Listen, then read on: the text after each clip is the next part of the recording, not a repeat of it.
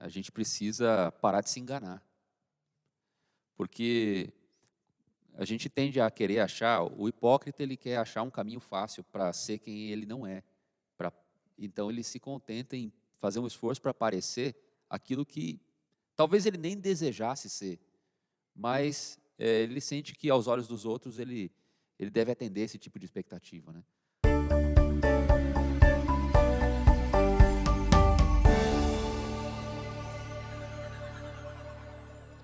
Muito bom, estamos aqui mais uma vez com os nossos amigos Wagner Teoro e Guilherme Carrijo, e você que está em casa nos acompanhando nesse projeto, né, Sala 1, nesse programa que nós estamos aqui estudando a lição. Mas eu quero convidar aqui, para nós começarmos, Guilherme, para que você possa fazer uma oração para iniciarmos aqui o nosso estudo.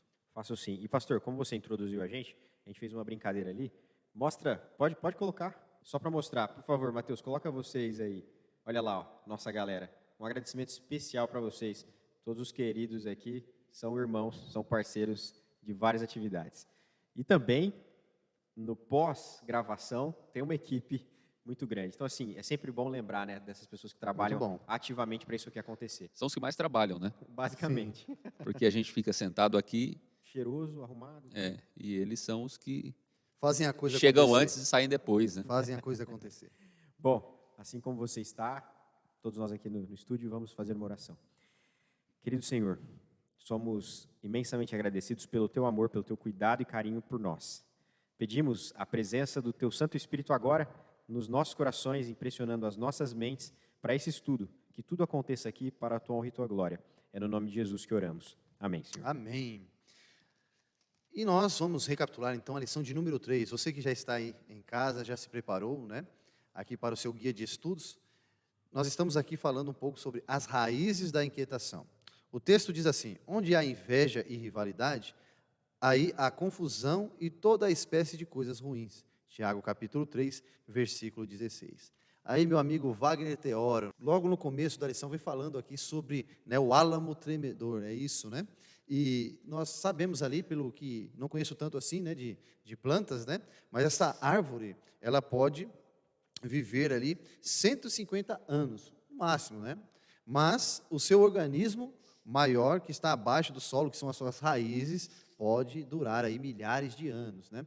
Então, ali no começo, vem falando sobre essas raízes, sobre isso que pode durar dentro ali do subsolo, do solo, né?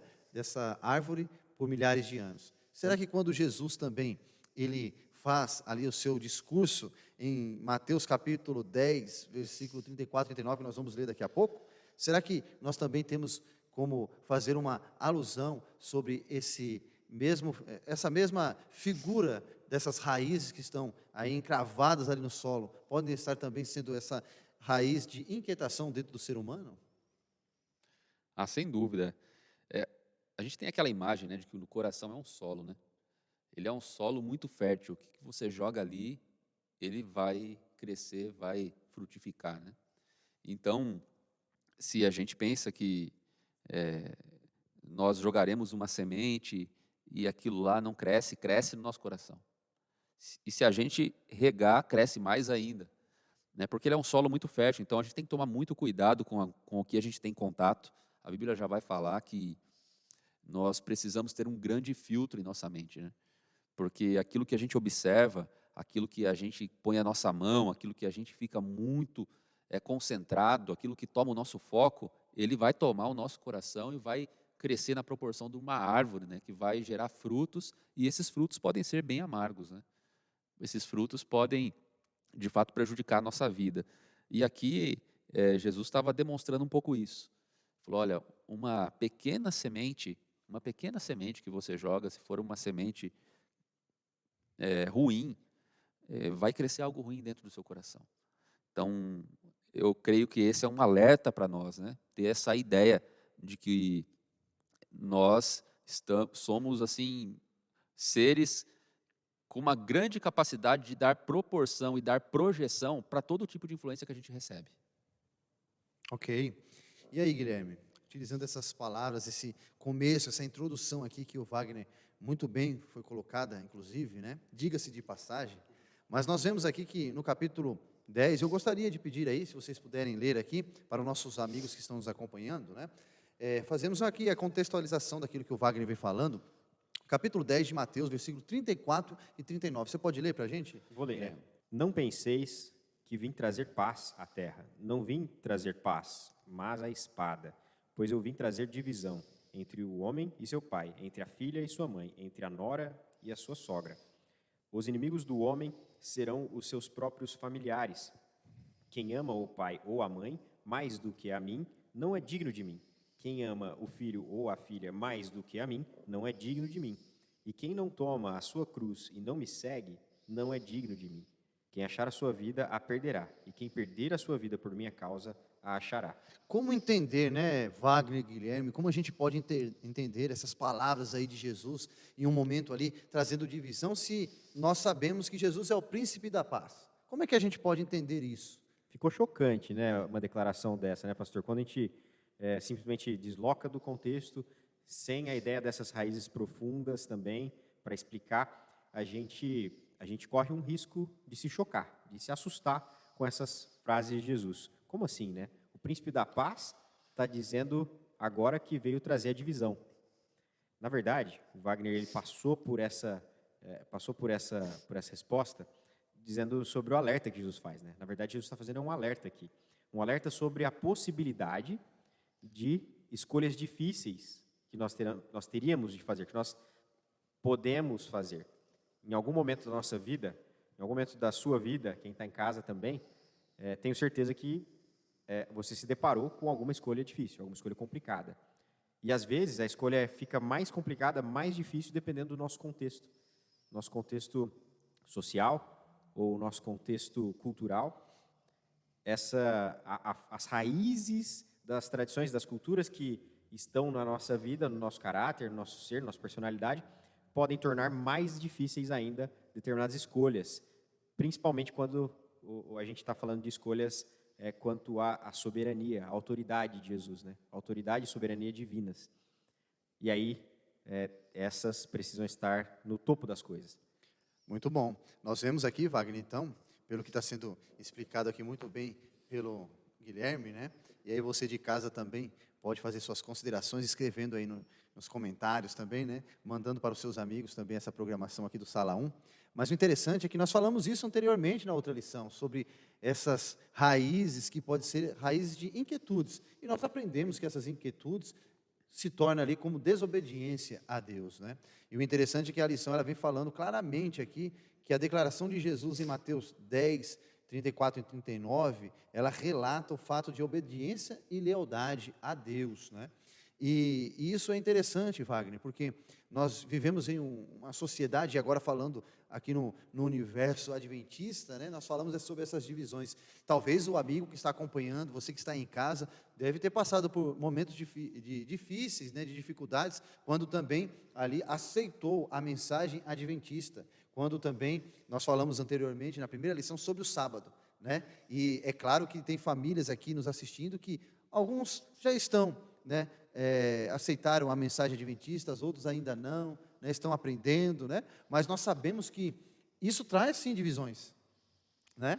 Nós sabemos que dentro do mundo adventista, temos vários relatos sobre isso também, e você jovem, amigo que está nos acompanhando, pode também deixar nos seus comentários como foi a sua luta também, quando Com você certeza. conheceu a mensagem adventista, quando você conheceu a Jesus, e é isso aqui, meu amigo Wagner, meu amigo Guilherme, que a lição vem demonstrando sobre isso. Pastor, Aí a pergunta é, peraí. antes você, vai lá, Não só podem, mas como devem. A gente quer conhecer a sua história. sim, Então, coloca para a gente nos comentários, escreva aí talvez a sua necessidade, né? A gente tem um corpo aqui de anciãos, pastores, que também podem interceder, né? A gente pode Isso aí. estender a nossa mão. É isso aí, faz parte do contexto aqui desse canal. Isso, e a lição, ela vem falando muito bem sobre isso, esse guia de estudos aqui maravilhoso, fala sobre esta mensagem de Jesus, por quê? Porque naquele momento foi chocante, né, Wagner? Essa demonstração de que ele iria trazer divisão quando houvesse uma aceitação da sua mensagem. O que você pode trazer aí para nós também, nesse contexto que nós estamos vivendo agora? Jesus ele não coloca panos quentes sobre a verdade, né? Quem faz isso somos nós, né? Que muitas vezes tentamos ser politicamente corretos e abafamos a verdade da maneira como ela precisa ser dita. E Jesus ele é muito direto em deixar claro para a gente qual é o jeito certo de viver a vida. Então a gente fala muito em ir na raiz do problema, né? Ir na raiz do problema para tentar compreender o que está acontecendo com a árvore, né? O que está acontecendo com os frutos. Por que será que a minha vida está dando tudo errado? Por que será que, embora eu tenha sucesso, eu sou um infeliz? Por que será que eu tenho uma família maravilhosa, mas eu ainda assim estou buscando fora da minha família um outro relacionamento? Por que será que eu tenho acesso a estudo, eu tenho um pai amoroso e eu mesmo assim estou buscando aí drogas, eu estou buscando coisas que eu sei que são erradas? Por quê? E a gente tem que ir na raiz do problema. Então Jesus fala, vá a fundo na raiz do problema. Mas, E a ô, Wagner, primeira coisa, sem cortar você, amigo, só para... Já cortando. Já cortando. já cortando Só na pra falar raiz, aqui, né? Não na raiz, porque você está falando Você sobre fez isso, só uma né? poda. Você está falando sobre essas ideias, né, pode ser até que costumes, né? Porque a gente tem que entender o seguinte, talvez o que, para mim, aqui no Brasil, algo que não está na lei, né? Por exemplo, e em um outro país, e você conhece, é um conhecedor da lei, né? Talvez em um outro país, por exemplo, o cara não está na ilegalidade. O cara está fazendo algo que, à margem da sociedade, ele está fazendo algo, né? Por exemplo, vou dar um exemplo, né? Não é crime beber, né? Não é crime beber. Utilizar aqui o álcool, não é crime no Brasil. Mas você pegar um carro e dirigir esse carro alcoolizado, aí se torna um crime, ok? Beleza. Mas falando aqui, e a lição vem falando, você estava falando sobre essas raízes, né? Talvez para mim, por exemplo, eu utilizar certo tipo de substância não seja pecado, né? Talvez eu usar certo tipo de outras formas de músicas, de escutar músicas, de falar certos tipos de palavras, ter certos tipos de argumentos, ou frequentar certos tipos de lugares, não seja algo que vai fazer com que eu esteja pecando. Olha só. Acho que o pastor está testando, Wagnão. E na hora que ele falou de crime, ele direcionou para você, ele direcionou para a pessoa certa, que é o nosso Não, advogado. sabe por que eu estou falando aqui, amigos? Porque assim, nós vamos começar na lição falando aqui sobre egoísmo, sobre ambição, né? E hoje, por exemplo, na outra lição, nós falamos sobre isso, amigo. Por isso que eu estou aqui, dando esse contexto aqui, né? O que acontece? Na outra lição, nós falamos que o mundo cada vez mais vai correndo atrás do sucesso, vai buscando, e muitas pessoas falam que ter ambição, não é um pecado. Sim ou não?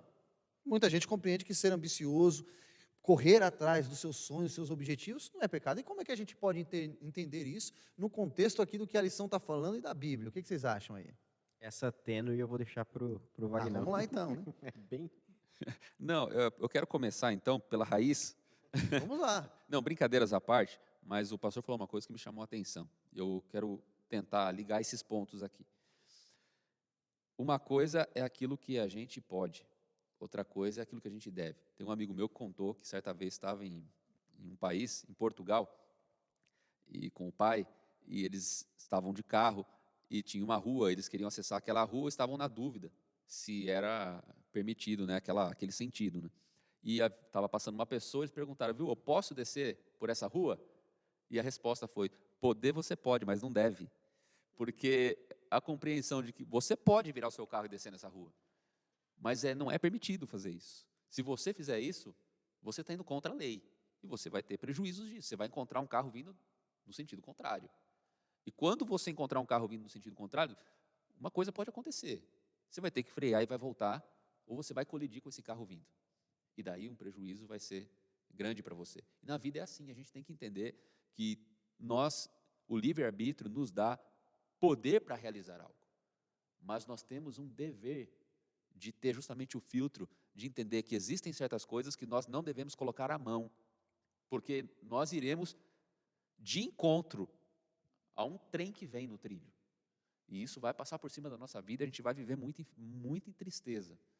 E uma coisa importantíssima, um conceito importantíssimo, que é a base do sentido que a gente vive a vida, da direção correta, é a raiz correta, é justamente colocar o reino de Deus acima de todas as coisas. Então, é isso que está aqui em Lucas, né?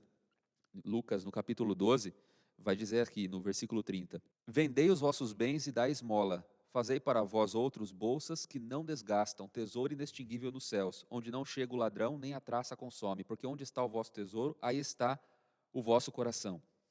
Ele vai dizer aqui também, quando Jesus reprova a avareza de um homem que veio, se levantou, né? A lição traz essa parte da Bíblia, que vai dizer que o homem se levanta e fala: Jesus, é o seguinte, o meu irmão não quer dividir a herança comigo. Fala com ele. E Jesus responde para ele: bom, eu não sou o juiz entre vocês.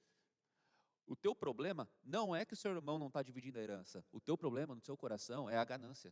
É que você está querendo acumular para si. Então, enquanto a gente não revelar o problema certo, não tiver consciência do problema correto, nós vamos ficar tratando sintomas. A gente vai estar tomando paliativo e nunca vai resolver o problema na causa.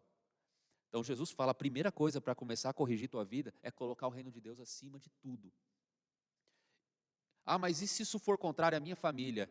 Jesus está acima disso. Mas isso se contrariar a minha esposa? Jesus está acima disso. Mas como é que isso vai ser dentro de casa? Vai tirar a paz? Jesus fala, pois é, a paz tem um custo.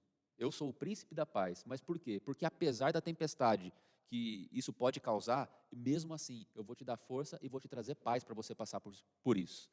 Então, se existe um caminho mais fácil para eu conseguir isso, Pai, existe um caminho mais rápido para eu conseguir esse resultado, existe uma alternativa mais fácil para eu conseguir esse prazer, existe algo mais rápido, Jesus vai falar assim, vai pelo caminho que eu te ensino, por mais que seja um caminho mais longo, por mais que seja um caminho mais doloroso, por mais que seja um caminho mais triste, vai ser o caminho de mais paz, por isso ele é o príncipe da paz, porque mesmo quando a gente entra em rebelião com o mundo, nós entramos em paz com Deus. Que bom, hein? Você viu aí, Guilherme? Estou aprendendo Muito aqui. bom, né? E aqui, continuando essa mesma colocação, né, aqui que o Wagner fez, né?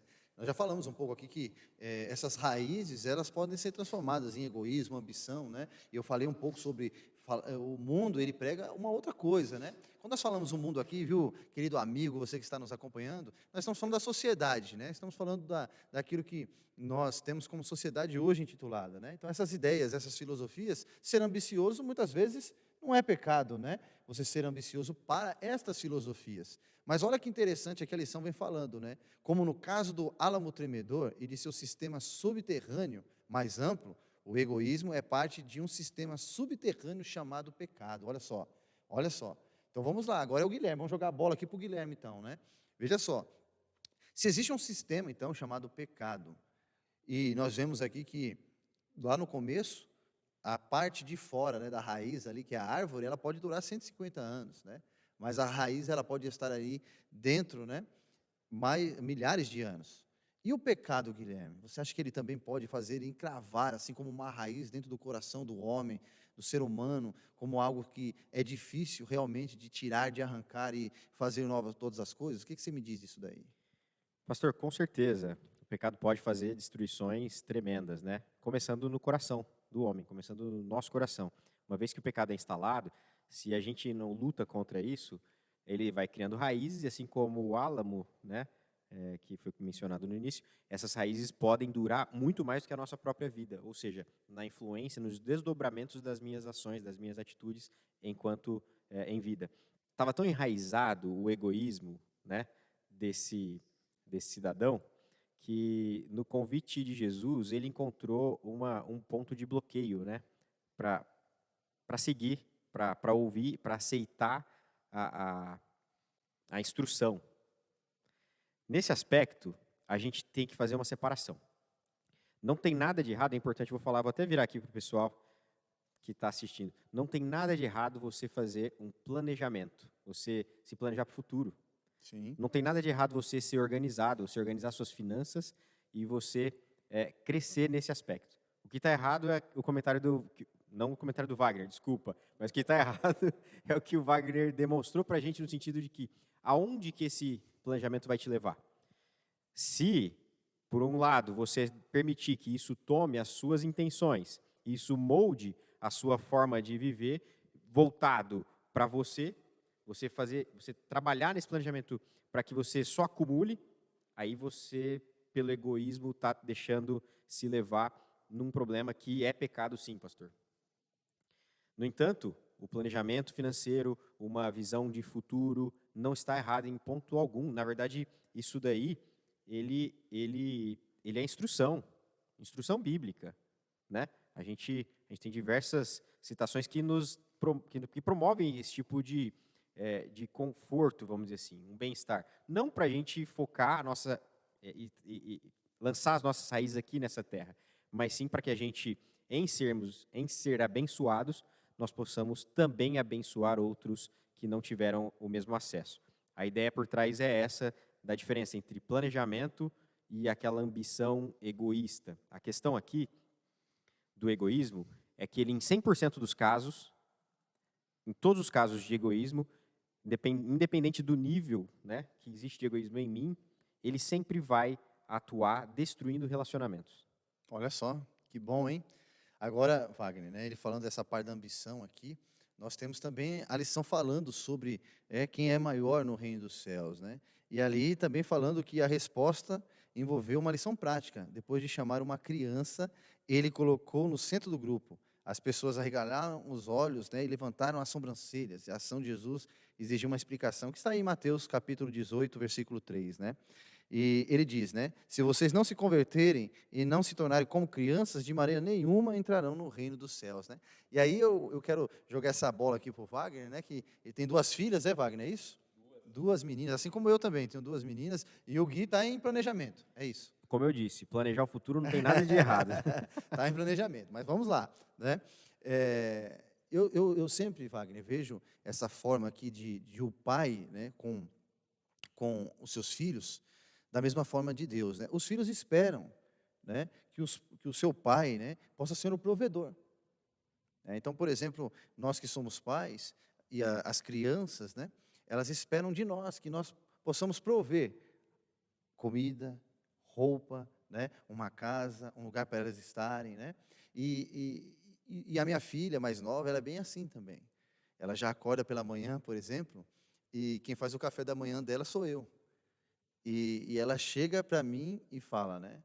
Papai, eu estou com fome. Olha só, eu estou com fome. Então ela espera de mim o quê? Que eu possa providenciar o seu café da manhã, né? E Jesus, ele faz essa alusão. Jesus, ele mostra que Deus é o provedor. Deus, ele provê aquilo que nós necessitamos naquele momento. Ele sabe o que é o melhor para nós. E fica muito aqui explícito que muitas vezes nós esquecemos disso, né? E eu queria aqui perguntar para o Wagner sobre isso, né, Wagner?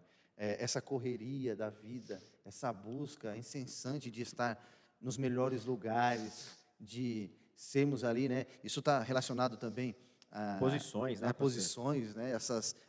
Esses livros, esses coaches de autoajuda, né? Que mostram que você vai alcançar, que você pode com suas forças, né? Isso está bem relacionado aqui, Jesus falando, né? Mas às vezes nós se esquecemos, né, Wagner, de Deus como sendo o provedor de tudo. A gente tem memória curta, né? Você vê que Jesus, na nascer, ele fala, façam isso em memória de mim, né? A gente tem a memória curta, nosso problema é esse. E é muito interessante, né? Porque Jesus, ele reverte completamente os padrões do mundo, né? Na nossa visão, importante é quem é grande, né? E importante é quem recebe, né? E Jesus vem reverter e vai dizer: você não está aqui para ser importante, você está aqui para servir. Você não está aqui para receber, você está aqui para doar. Você não está aqui, você está aqui para amar o próximo, né? E ele simplifica, ele fala: seja como criança, né? Porque o desejo de uma criança, ela está sobre os olhares do pai constantemente, né? O pai é para a criança, a mãe é para a criança, ela é justamente esse lugar em que ela se encontra, ela vai se revelando a tua identidade nisso, né? Então ela olha para o pai e ela depende do pai, ela quer ter constante aprovação do pai e da mãe. Eu acho que Deus ele está nos ensinando, está nos mostrando que a gente tem que ser um pouco assim, viver pelos olhares do pai. Aí tanto faz o que o outro pensa de mim, se eu sou pequeno, se eu estou servindo. Porque se o pai olha e diz, esse é o caminho, filho, para mim tá bom. Tá bom. Se o foco não estiver em mim, mas eu estiver brilhando pela luz, né, que vem de Deus, tá bom, tá ótimo. O problema é que a gente busca a luz do mundo. E Jesus vai falar assim, não, gente, lá no céu, o foco lá de cima não é em quem aparece, é quem se esconde para fazer Deus aparecer. Né? E aí que João ensina, fala, eis que vem aí alguém que é maior do que eu. Né? E a gente vê hoje no mundo essa lógica sendo levada em termos práticos. Isso que a gente está falando não é uma filosofia. Isso está sendo levado em termos práticos. São as redes sociais que fazem você ter uma demanda de seguidores. E daí Jesus vai falar assim, não, entre vocês ninguém vai ser pai. Entre vocês ninguém é guia. Entre vocês, vocês são irmãos. Ou seja, aqui vocês são todos iguais. Não busquem os maiores lugares, busquem o verdadeiro lugar. Porque quando a gente busca, primeira coisa, não tem problema se você estiver no maior lugar. Se Deus te pôs ali, Sim. se era para você estar ali. Agora, se você está buscando um lugar que não é teu, pode ser até pequeno o lugar, mas se não é teu, está errado. Usando o que você está falando, não fugindo da lição, mas José foi assim, né? José foi assim. José ele foi fiel no lugar que ele estava, e Deus o levou para o lugar que ele deveria estar, porque parece que na escola do céu é isso daí, né? As pequenas coisas nos preparam para outras, né? Muito bom. Agora, pode ser que na nossa vida você vai estar sempre num pequeno lugar aos olhos do mundo, Sim. mas você, aos olhos do céu, você estará num grande lugar se você estiver no lugar que Deus mandou você estar. Assim como Jonas não fez, né? Jonas ele foi parar onde? Na barriga de uma baleia para entender que ele deveria estar em Nínive. E não naquele barco indo no caminho oposto, indo para Tarsis. Né? E muitos de nós parece que é assim, a gente sabe onde a gente deve estar. A gente sente um chamado para aquilo. A gente sabe que aquilo, mas aos olhos do mundo, talvez não seja um lugar de louvor. Então a gente reluta em ir, mas Deus está falando, esse é o caminho, filho, toma a tua cruz e vem comigo, porque quando você estiver no lugar que você tem que estar, esse é o lugar onde as maravilhas acontecem. Esse é o lugar da satisfação. Que bom. E aqui, Guilherme, né? Continuando, nós vemos que correlacionamos as raízes como sendo pecados, né? Ali na questão da alegoria do álamo, né? Tudo isso. Mas falamos um pouco sobre a ambição, sobre o egoísmo, e a lição vem falando agora sobre a hipocrisia. Olha só, que interessante, né? Ali em Mateus, capítulo 23, né? Nós temos as características, aparece o termo 7 vezes no discurso que Jesus humilhou os escribas e os fariseus, a principal liderança religiosa judaica daquele tempo, né? E aí está dizendo aqui que o termo é hipócrita, um fingidor. E aí, Guilherme, o que você pode me dizer sobre isso aqui nesse período ali, onde Jesus começa a falar com os religiosos, né? Nós estamos vendo Jesus falando com escribas e fariseus religiosos, e aí sendo chamados de hipócritas. É delicado esse momento, pastor, porque era onde a nação deveria se apoiar quanto à espiritualidade, quanto, enfim, à sabedoria, a intercessão, né, de Deus ali pelos serviços do santuário, e era onde tinha hipocrisia, né? Uhum. Era onde Jesus ele ataca, e é um ataque direto, focado justamente nesse erro, nessa falha, que é grave. E, no entanto, a lição ela comenta aqui, ó, Jesus ofereceu graça e perdão aos adúlteros, cobradores de impostos, prostitutas e assassinos, mas demonstrou pouca compaixão pelos hipócritas. Jesus, ele, enfim, é o nosso alvo em tudo, né?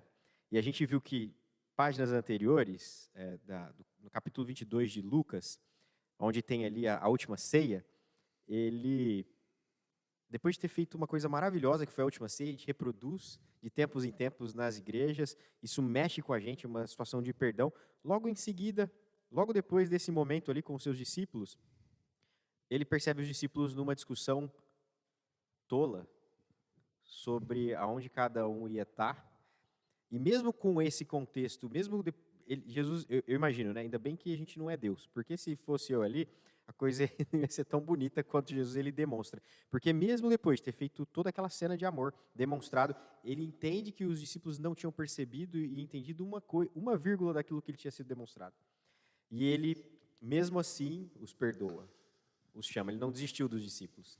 Mesmo tendo aquela demonstração de completa ignorância no sentido de ignorar as coisas que eles tinham acabado de ver, mesmo naquela situação de ignorância, os discípulos que ele tinha escolhido com amor, ele decidiu não os deixar, não os abandonar, não esquecer toda aquela história que tinha sido construída, mas perdoá-los e seguir a vida. No exemplo da hipocrisia, depois com os escribas, os fariseus, já é diferente. Jesus ele endurece o tom para essa turma. que é uma galera que deveria ter um conhecimento diferenciado. Olha só como Jesus ensina uma série de coisas aqui, né? A quem muito conhece, muito sabe, também será muito cobrado. E aí, nessa questão da hipocrisia, a gente tem algumas características que a lição apresenta, né? Não vivem o que pregam, colocam fardos sobre os outros e não carregam fardos dos outros, não aliviam a carga de ninguém, querem ser publicamente reconhecidos, isso é péssimo, e querem reconhecimento ou louvor que só é endereçado a Deus. Veja só, né, Wagner? Nós estamos falando sobre estas características, sobre raízes, aquilo que é apresentado como sendo pecado. Estamos falando um pouco sobre isso também, né? Mas então, como podemos eliminar isso? Como podemos então viver uma vida em paz? Porque é isso que nós estamos falando, um descanso.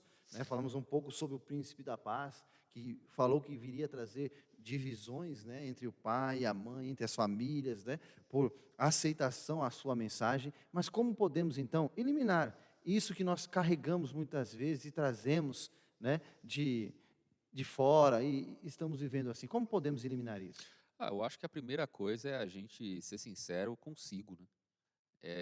A gente precisa parar de se enganar, porque a gente tende a querer achar, o hipócrita ele quer achar um caminho fácil para ser quem ele não é.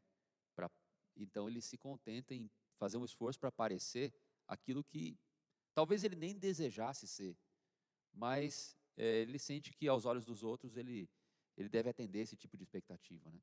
Então a primeira coisa é a gente lançar um olhar para compreender que nós somos filhos de Deus e entender o que o Pai quer de nós. E compreendermos aí as nossas limitações, compreender que esse mundo não vai ser um mundo de rosas, que no meio desse caminho tem uma cruz, que a gente tem que carregar essa cruz. E parar de querer parecer, de chegar no caminho fácil.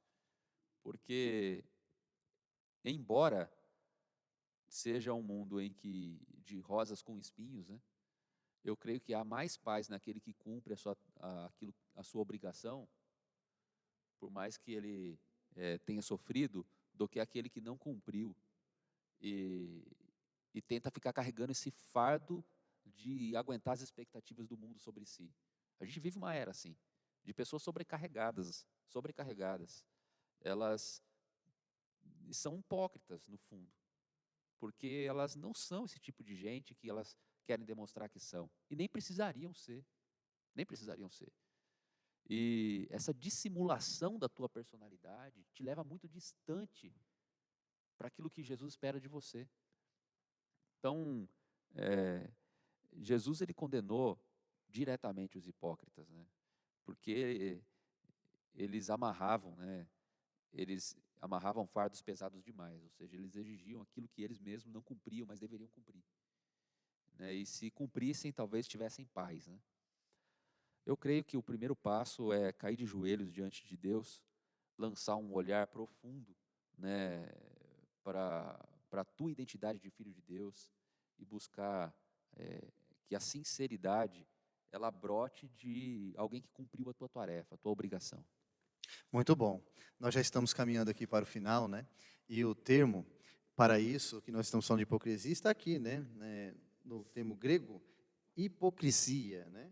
Ou também aqui na definição latina do verbo que nós apresentamos como hipócrisis, que dá a entender aqui que é uma pessoa que está atuando, olha só, é um ator, que está imitando algo ou alguém e está atuando. E aí, Jesus, ele fala muito bem isso, aqui no capítulo 16, no versículo 13, que aparece aí no seu guia de estudos também, olha só, diz assim, ó: mas quando o Espírito da verdade vier, ele vos guiará em toda a verdade, pois não falará por si mesmo, mas dirá tudo o que tiver ouvido, e vos anunciará as coisas futuras. Olha só. Então nós temos aqui, meus amigos, né, essa orientação do Espírito Santo. Quando ele for derramado realmente na nossa vida, por completo, nós vamos viver realmente a verdade, aquilo que realmente nós estamos aqui para falar. Cada um de nós temos os nossos defeitos, falhas, mas também estamos buscando corrigir conforme a vontade de Deus. E quando ele fala aqui, né, essa verdade vai guiar sobre a verdade, ele mesmo diz aqui, né, e quando o Espírito fala, ele convence o mundo do pecado, da justiça e do juízo. Então, que nós possamos entender que tudo isso que nós falamos, dessas raízes que vamos ser livrados, só podemos ser livrados realmente daquilo que, né, está dentro de nós, quando nós buscamos aquele que é maior do que nós, chamado Jesus Cristo, que Ele mesmo diz: eu sou o caminho, a verdade e a vida. Eu gostaria que você pudesse continuar conosco, acompanhando esse projeto, que não nasceu no nosso coração, mas no coração de Deus, a Sala 1. Você possa compartilhar esse link, possa mandar para os seus amigos também, para que a próxima semana você também tenha mais aqui, né, traçado os objetivos que nós estamos levando, de trazer uma mensagem que possa ser uma mensagem de esperança, de encorajamento para você, para esta geração, e que nós possamos a cada dia caminhar juntos com a palavra de Deus. Gostaria de orar por você para nós encerrarmos aqui. Feche seus olhos, abre o seu coração, vamos falar com Deus. Senhor Deus e Pai, muito obrigado, porque nós aprendemos mais uma vez aqui sobre a Tua palavra. E aprendemos que nós, como seres humanos, somos falhos e necessitamos, Senhor, que o Seu Filho, amado Jesus Cristo, possa a cada dia nos ajudar a continuar caminhando neste caminho que nos leva à Canaã celestial. Por isso, ó Deus, existem barreiras, existem dificuldades e também há necessidades, como seres humanos que somos falhos, cheios de defeitos, desvios de caráter e talvez, Senhor, raízes que carregamos quando aceitamos o Teu sacrifício como nosso único Salvador, mas nós precisamos pedir que a cada dia o Espírito Santo possa nos converter daquilo que nós estamos fazendo de errado. É Ele que nos diz. Não podemos ser legisladores aqui e julgarmos uns aos outros, mas precisamos ouvir a Tua palavra, ouvir Tua voz e sim, reconhecer aonde estamos errando para irmos cada vez mais se aproximando de Ti, Senhor Jesus, e do Teu reino. Então fique conosco, Senhor, nos abençoe, em nome de Jesus. Amém.